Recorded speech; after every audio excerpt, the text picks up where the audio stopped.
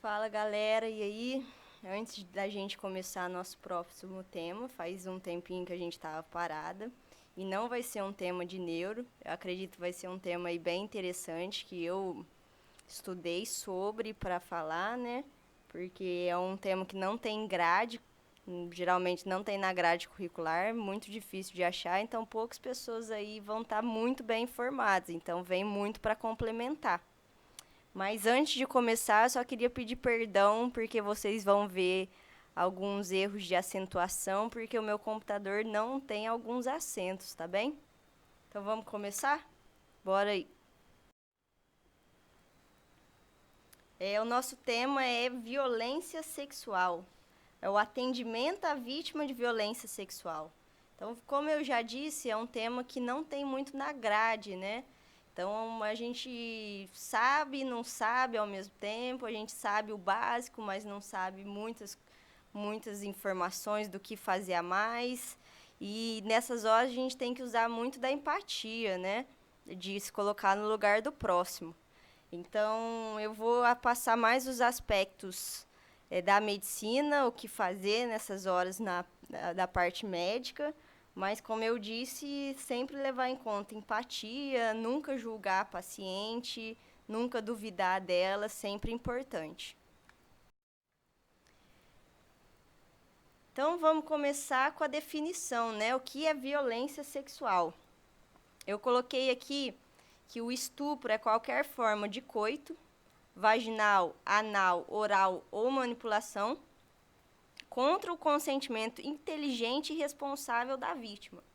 Para quem não entendeu, peguei outra definição maior. Qualquer ato sexual ou contra os princípios de pudor de uma pessoa, imposto sob ameaça, sem o seu consentimento inteligente e ou responsável, com a intenção de obter satisfação sexual para o agressor ou humilhação da vítima. Então, um mais completo, o outro mais resumido, mas os dois dizem a mesma coisa. Estupro não tem consentimento. Não tem consentimento, já virou estupro, independente da forma de coito, independente de qualquer outra coisa. Como eu já disse, atitudes acolhedoras incluem jamais criticar, reprovar, repreender ou duvidar da paciente. Ali a gente tem que tratar com muito carinho e com muita empatia, certo? Nesse atendimento, a gente divide a paciente em duas. Ou as pacientes não gestantes, ou as pacientes gestantes. Então, a gente vai começar falando da paciente não gestante, aquela que não está grávida. O que a gente tem que fazer quando recebe a paciente não gestante no pronto atendimento, sendo ela uma vítima de violência sexual? Na parte da medicina, a gente tem que fazer um exame clínico e ginecológico. Se tiver lesões, a gente pode tirar fotos e anexar no prontuário. A gente tem que fazer coleta de material para possível estudo de DNA, profilaxia de gravidez e DSTs, que a gente vai ver mais à frente direitinho quais medicamentos usar, orientações, e essas orientações incluem a realização de boletim de ocorrência, os direitos da mulher, os cuidados em relação à saúde física e mental, o encaminhamento para ambulatório, encaminhamento para psicólogo. A gente tem que lembrar que a violência sexual necessita de representação e cabe à vítima denunciar ou não o agressor, isso é escolha dela. E o encaminhamento para ambulatório, que eu já falei, certo? A segunda paciente que a gente pega, o segundo tipo de paciente, é a paciente gestante, é aquela que chega grávida para a gente. A gente vai ter que fazer uma avaliação obstétrica, aí discutir sobre a possibilidade de interrupção legal da gestação. Se ela consentir, pode haver essa interrupção da gravidez. Olha que legal. Não é necessária autorização judiciária ou boletim de ocorrência para a realização do aborto nestes casos. Tá, mas aí você vai pensar, o que se deve fazer então? Quando a paciente vem, se discute a possibilidade de aborto, ela consente, ela quer, o que se deve fazer? Se deve ela deve preencher um termo de consentimento livre e esclarecido. Apenas isso, e aí você já pode realizar o aborto. Tem que ter uma avaliação multidisciplinar também, com assistente social, mas a autorização judiciária e o boletim de ocorrência não é necessário. No exame ginecológico, o que se vai realizar, né? O que vamos fazer?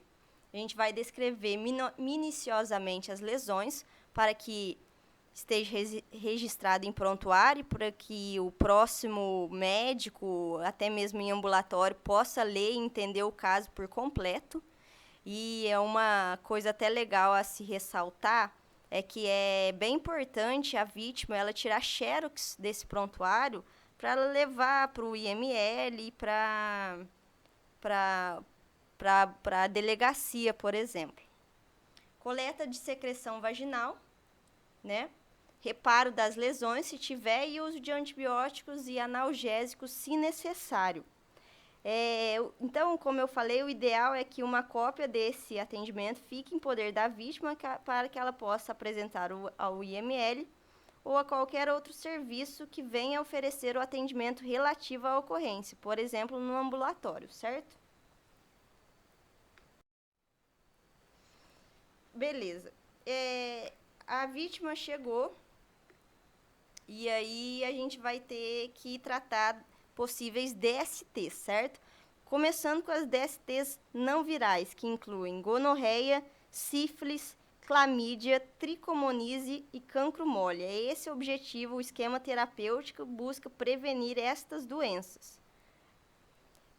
A maior eficiência até o 14º dia, e aí a gente usa uma tríplice, que é a penicilina, benzatina, a ceftriaxona e a azitromicina.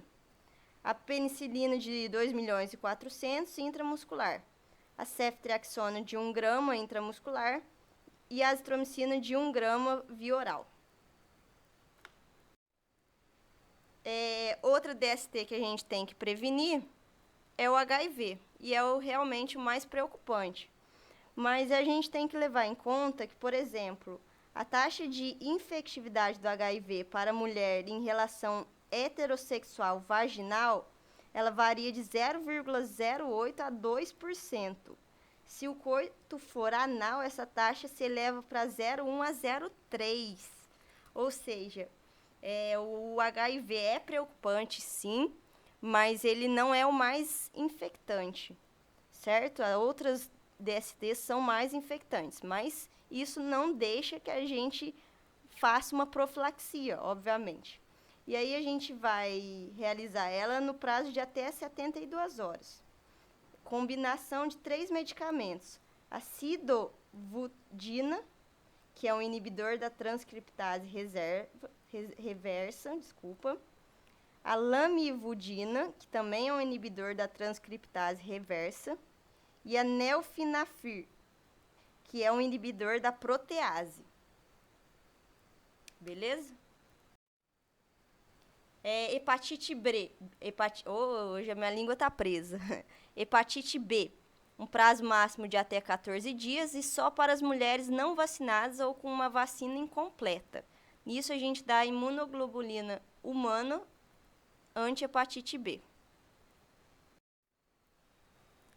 Beleza, de exames laboratoriais, a gente tem que fazer sífilis, anti-HIV, hepatite B e hepatite C, todos na admissão. Depois, de acordo com o prazo, por exemplo, 6 semanas, de 3 meses e 6 meses. Aí vai de acordo com cada um, de acordo com o que está nessa tabelinha aqui, certo? Um slide que ficou faltando é a contracepção de emergência, que é a intercepção. O padrão ouro é o uso do levonorgestrel, que é um progestagênio isolado. É o tratamento preconizado como primeira escolha. Usa 1,5 mg em dose única. Ele é eficaz até 72 horas, mas o Ministério da Saúde orienta usá-lo até o 5º dia. Além do mais, após 72 horas da agressão até o 5º dia, uma de 2 atitudes para evitar a gestação pode ser tomada, como colocar o DIU embora alguns autores eles não indicam isso porque corre risco de infecção, e administrar 600 miligramas de mifoprostene, que é uma droga antagonista da progesterona. Bom, foi bem básico aí, uma aula que durou 10 minutos, é bem o que fazer na parte medicinal mesmo. Nunca esqueça da parte empática sua como médico, certo?